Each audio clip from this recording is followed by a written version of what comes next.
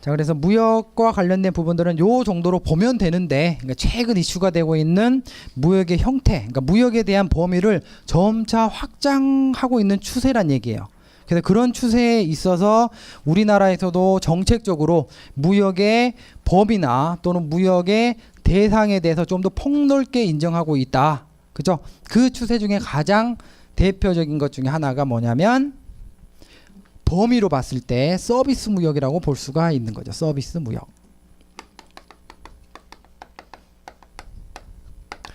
자, 그래서 서비스 무역과 관련해 가지고도 최근 대학에서도 많이 본 수업 시간에서도 설명을 하고 있고, 그다음 관련된 논문도 많이 게재가 되고 있는 상황입니다. 그래서 그런 부분들을 반영해 가지고 혹시나 우리 시험에도 나올 수가 있다라는 관점에서 서비스 무역에 대해서 간단하게, 그렇죠? 뭐 개념, 이걸 가지고 50점짜리 나오지는 않을 거예요. 간단하게 개념이나 종류나 이런 부분들을 정리를 해보자, 이런 측면에서 정리를 한 겁니다. 그래서 1번 무역거래 확장. 그죠? 무역 실무에서 항상 우리는 어떤 의미, 내가 이거를 쓰는데 왜 쓰냐라는 그 의미를 생각해 볼 필요가 있는 거죠. 그 내용이 그거예요. 우리가 전통적으로 무역이라고 하는 거는 이른바 협의의 무역이 주된 이슈가 되었다. 그래서 즉 상품 중심이었지만 점차 그런 부분들이 범위가 확장되고 있는 추세이다. 그 대표적인 게 뭐냐? 서비스 무역 및 복합 무역. 자, 그래서 서비스 무역이 무엇이고 그 다음에 복합 무역이 무엇인지에 대해서 간단하게 정리를 하고 있습니다만, 여기서도 역시 말하고 있죠.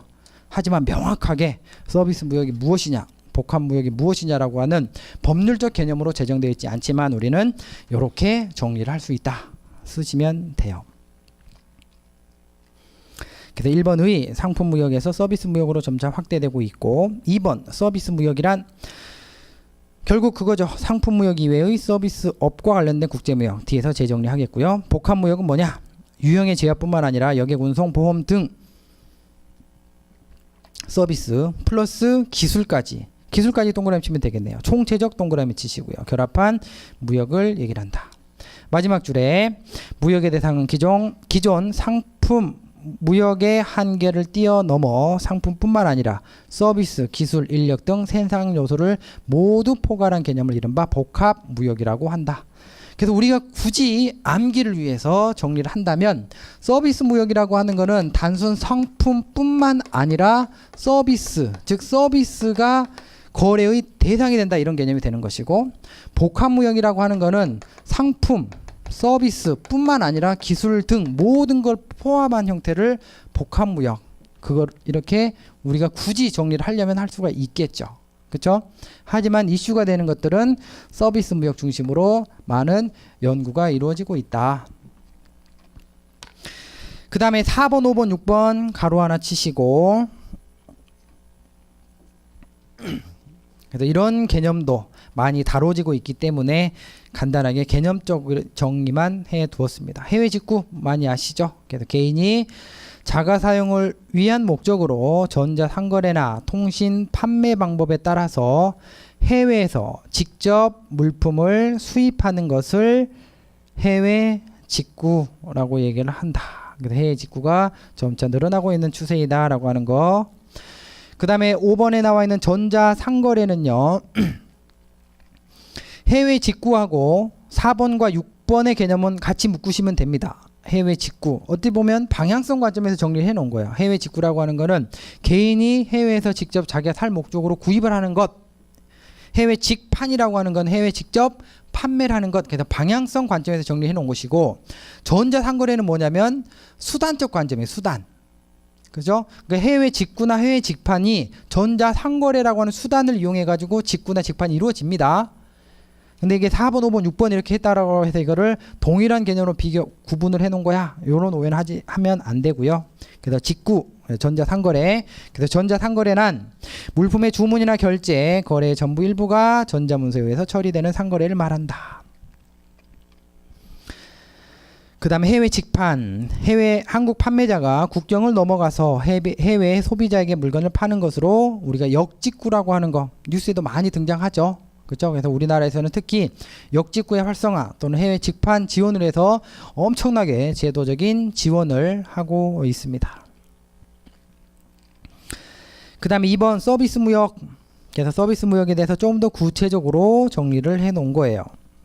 서비스에 대한 개념부터 교과서적인 표현을 한번 읽어보시면 되겠습니다. 이 두 번째 줄부터 나와 있네요. 서비스는 그 자체가 변화하거나 이의 제공에 대한 대가로서 발생하는 시간, 공간, 형태, 효용을 제공하는 경제적 활동을 서비스라고 얘기를 하고, 이것을 국제적으로 한 거라는 거를 뭐 서비스 무역이다, 이렇게 정리를 할 수가 있겠죠. 자, 두 번째 뒤에 장 넘어가겠습니다. 자, 특성 나와 있죠. 1, 2, 3, 4, 5번 각각 밑줄 하나 치시고 요 정도는 정리를 해두면 되겠죠. 서비스 또는 서비스 무역의 특징 1번 무형성이다. 형태가 없죠. 그렇기 때문에 생산과 동시에 소비가 이루어지는 특성이 있다. 2번 저장 불가능성. 서비스는 뭐 저장을 할 수가 없는 거예요. 그죠? 그 다음에 3번 소멸성. 서비스는 그 서비스를 제공하면 일정 시간 있다가 사라져 버리는 거죠. 그죠? 그 다음에 네 번째 불가역성. 그러니까 되돌릴 수 없다는 얘기입니다. 되돌릴 수 없다. 그다음 다섯 번째 인식의 곤란성. 그러니까 실제로 그 서비스를 받기 전에는 그 서비스에 대한 어떤 품질이나 이런 것들이 어떠한지 확인할 수가 없는 거죠. 하지만 상품무역은 뭐 견본 매매 등을 통해서 사전에 견본을 통해서 이미 뭐 확인을 할 수가 있고, 잘못되면 되돌릴 수도 있고, 이런 것들이 상품무역과 서비스 또는 서비스 무역과의 뭐 차이점이다, 이렇게 볼 수가 있겠습니다. 그 다음에 2번 서비스의 분류 나와 있는데요. 우리는 통상적으로는 여러 가지 기준이 있겠지만 세 번째 줄에 나와 있는 것처럼 뭐 관심 주제에 따라서 뭐 지식 기반 서비스, 정보 서비스, 문화 서비스로 나눌 수가 있고, 지식 기반 서비스란 들어본 얘기죠, 사실. 그죠? 어디에서?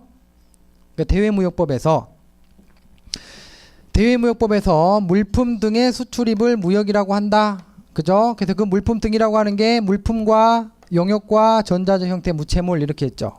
그래서 우리가 첫 번째 의미는 뭐였냐면, 용역이라고 하는 것도 무역의 대상이 될 수 있다. 그 범위에 포함시켰다라고 하는 게 매우 큰 의미가 있다. 그러면서 그 용역이라고 하는 거는 모든 용역이 아니라 대외무역법에서 규정하고 있는 용역만 무역의 대상이 되는 용역으로 인정하겠다. 그 첫 번째가 뭐냐면